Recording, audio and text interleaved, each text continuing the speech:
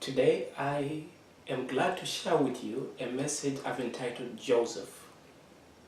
Joseph. The subtitle is Suffering Worked Out for Good.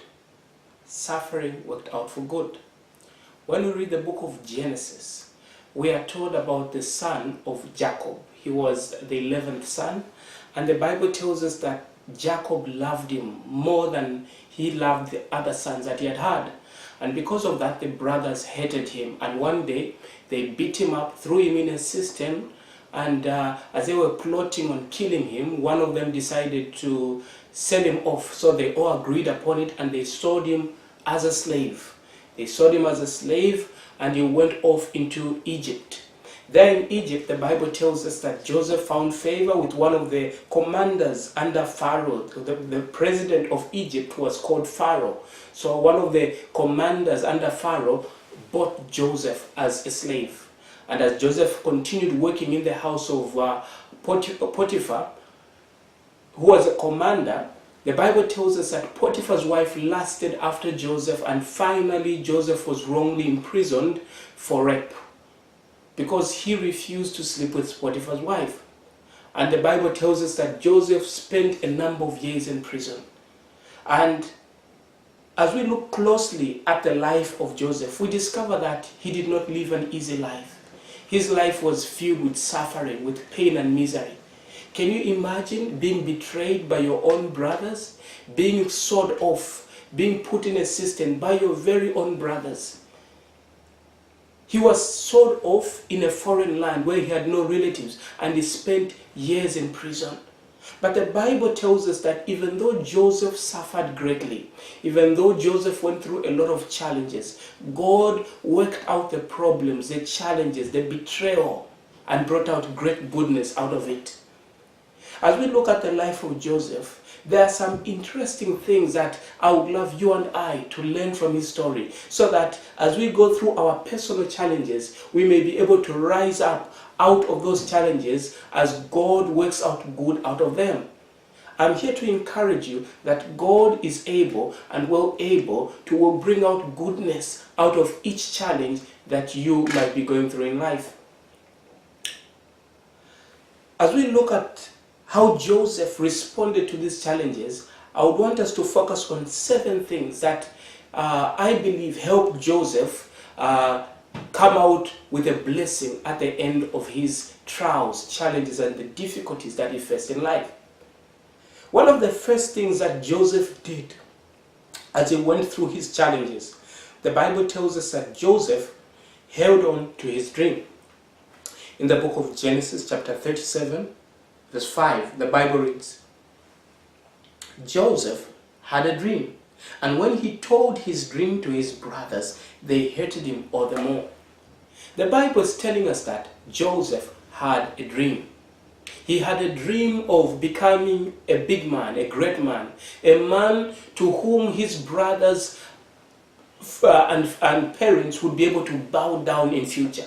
Joseph had a dream of becoming somebody important, somebody valuable, somebody respectable, and he held on to that dream. One of the challenges that many people face when they have problems is that they lose their dreams. They forsake their dreams. They come to a point where they think that their dreams will never become a reality. But I'm here to encourage you to hold on to your dream. No matter what kind of challenges, sufferings, and pains you've gone through in life, hold on to your dream. You might ask me, what is a dream? A dream is an ambition you have, a desire you have, a burning passion that continues burning inside of you, desiring, encouraging you, inspiring you in a way. Maybe you desire to be a doctor, an engineer, a pilot, a manufacturer. That is a dream. Hold on to it, regardless of how great the challenges you might face today. Hold on to your dream. Joseph held on to his dream. The second thing that Joseph did is Joseph never lost hope. I'm here to encourage you, regardless of what you go through, do not lose hope.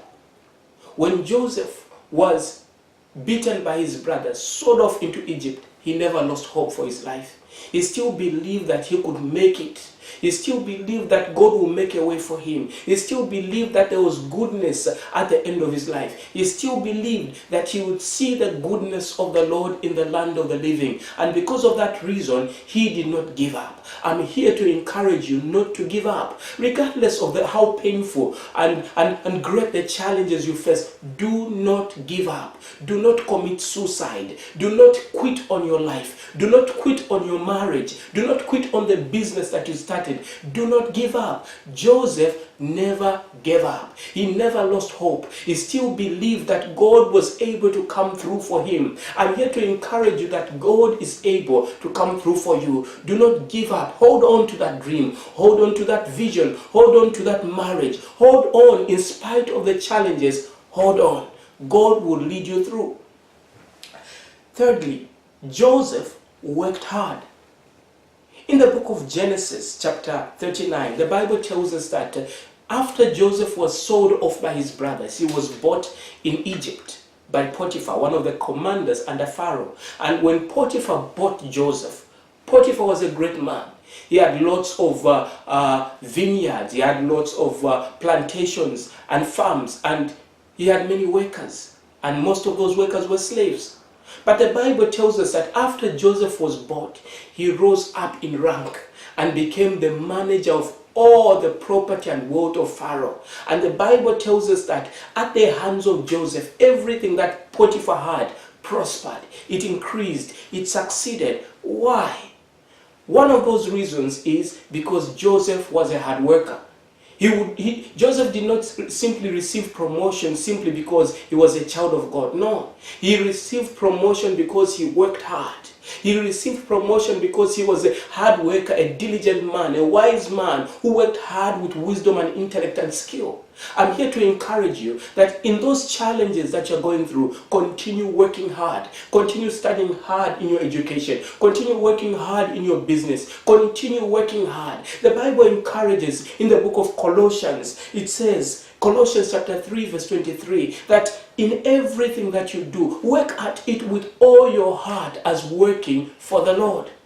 In everything that you're doing, it could be a job of a slave, it could be a job in which you are despised, but I'm encouraging you today, work at it with all your heart, work with all your strength, give it your best, and God will give you his best. When you do something, do it as if you are doing it unto the Lord, for the Lord, and as you do that, God will honor you, even if it's the worst of careers you have.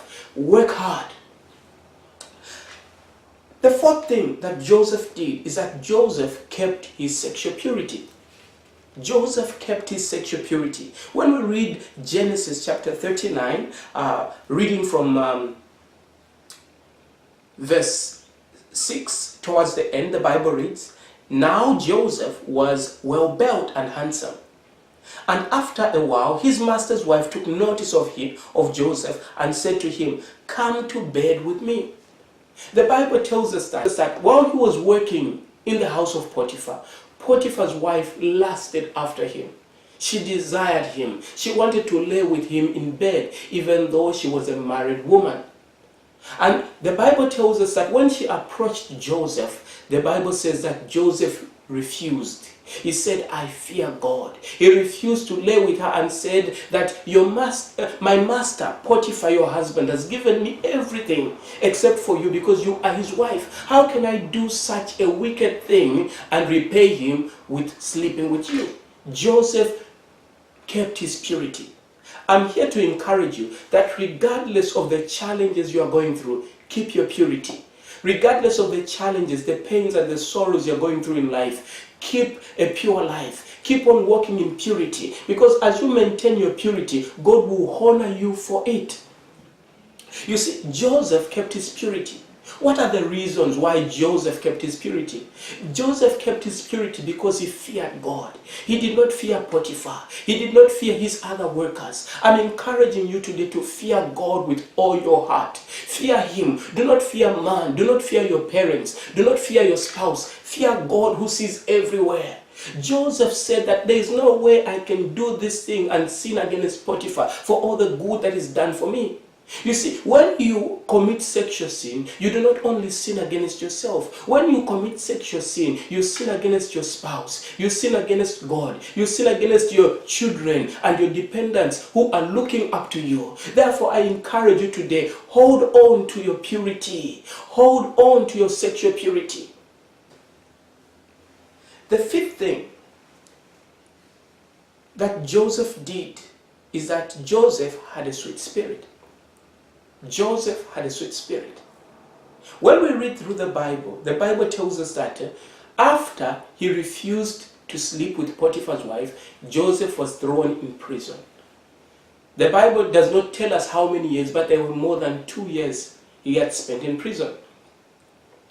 And when Joseph was in prison, the Bible tells us that other people who worked under Pharaoh were thrown in prison.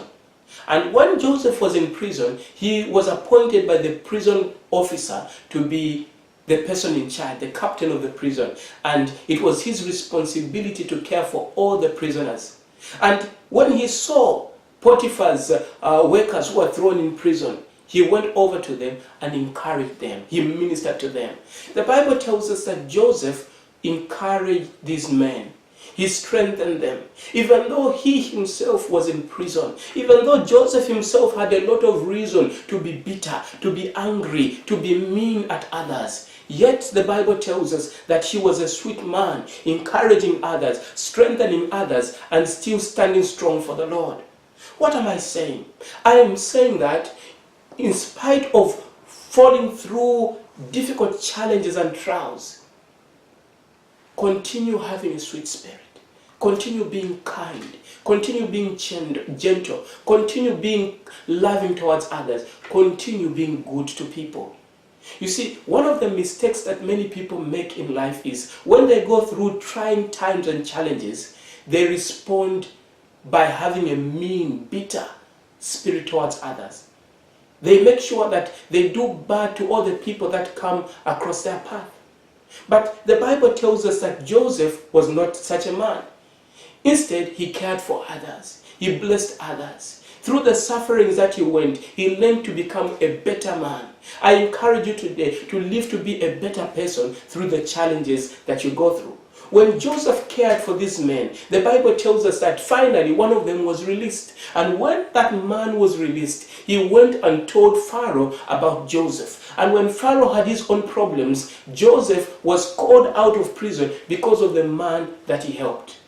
I encourage you to keep on being good, to keep on being gentle, to keep on being kind. Because as you continue being kind, you even live to minister to angels. The sixth point, the Bible tells us that Joseph forgave his enemies. When we read the book of Genesis chapter 50 verse 20, the Bible reads, Genesis chapter 50 verse 20, the Bible reads, let me start from verse 19. But Joseph said to them, don't be afraid. Am I in the place of God? You intended to harm me, but God intended it for good to accomplish what is now being done, the saving of many lives. The Bible tells us that Joseph finally was called into Pharaoh's house. And when he went and ministered to Pharaoh, Pharaoh was so impressed with Joseph that Joseph was appointed to be the vice to Pharaoh. Now, Pharaoh by that time was the president of the greatest nation on earth then, which was Egypt. And Joseph was appointed his Pharaoh, becoming the second in command, the greatest man in the world then. That is how God blessed Joseph. And when Joseph was blessed, the Bible tells us that he called in his entire family and they started eating under his table. Finally, Joseph's father died. And when Joseph's father died, the brothers who had beaten him, put him in a cistern and sold him as a slave, were fearing him, going to do revenge. But the Bible tells us that Joseph called them and he told them that, do not be afraid. I'm not in the place of God. What you did to me, you intended it for evil, but God used it for good, for the saving of many lives. What does that mean? It means that Joseph forgave his brothers. I'm here to encourage you to forgive whoever has hurt you, to forgive whoever has betrayed you, to forgive whoever is the cause of the challenges you might be facing today. Forgive them. The other interesting thing that I find about Joseph is that after being promoted, the Bible gives us no account of him going back to Potiphar and putting him in prison, just because he had put him in prison as well. The Bible does not record that, because I believe that Joseph forgave Potiphar. There are many a times we see people rising into power, and the first thing they do is to punish their enemies, but not for Joseph. Joseph forgave his enemies. I encourage you to forgive your enemies. Forgive them, because bitterness, anger, and unforgiveness will not cause you to rise in life. Bitterness, anger, and unforgiveness will cause you to operate below your capacity. Bitterness and anger and unforgiveness will cause you to live a life that is below the standard that God has created you for. I encourage you to forgive your enemies. I encourage you to do good to those that did bad to you. I encourage you to replace the evil that people did to you with good. Lastly, Joseph sought the presence of God. When we read the book of Genesis chapter 39, verse 2, the Bible tells us that after Joseph was sold by his brothers, the Lord was with him. The Lord caused him to prosper. The Lord blessed everything that Joseph did.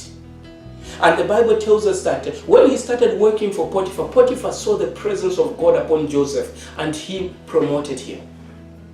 The Bible goes on further to tell us that when Joseph was with Pharaoh, let me read that verse for you. Genesis chapter 41. Genesis chapter 41 verse 37 to 38, the Bible reads, "The plan seemed good to Pharaoh and to all his officials. So Pharaoh asked them, 'Can we find anyone like this man, one in whom the Spirit of God is? Can we find anyone like this man, like Joseph, one in whom the Spirit of God is?'" What did Pharaoh mean by saying those words? Pharaoh saw the presence of God in Joseph. Pharaoh saw God's virtues. He saw holiness, righteousness, purity flowing from the life of Joseph. He saw God in Joseph. And when he wanted to appoint somebody to become his vice, somebody to become the vice president, he asked, "Can we find anyone in whom the presence of God dwells?" What am I saying here? I'm saying that even though Joseph faced many challenges, trials, and difficulties, he kept at his faith. He continued seeking after God. He continued worshiping the Lord. He continued walking according to the decrees and the commands of God. He continued loving God. He did not allow bitterness to ruin his relationship with God. Instead, Joseph continued seeking after God. What am I saying? I'm saying that continue loving God. Continue seeking God. Because if there is one thing that you need in order for your life to be turned around, in order for your challenges to disappear, in order for the sorrows that you've been going through to be transformed into good, you need the presence of God. Because if God is with you, He will cause everything that you do to be success. If God is with you, He's going to cause you to become the captain even in prison. If God is with you, He's going to open doors for you out of prison and bring you before Pharaoh and the princesses of this world. I'm encouraging you to commit your life to God. In spite of the challenges that you might face, continue loving Him, continue seeking Him, continue praying to Him, and continue being devoted to God. As you go through those problems, tell God that I'll continue loving you, I'll continue seeking you. And as you do that, God is going to work out those challenges that you are going through for good. Because the Bible promises us in the book of Romans chapter 8 verse 28, that in all things, in all trials, in all challenges, in all disappointments, in all suffering that we can go through in life, God works them together for good to them that love and serve Him. So as you continue loving the Lord with all your heart, with all your soul, with all your strength and everything that is in you, God is going to work out your challenges for good. God bless you.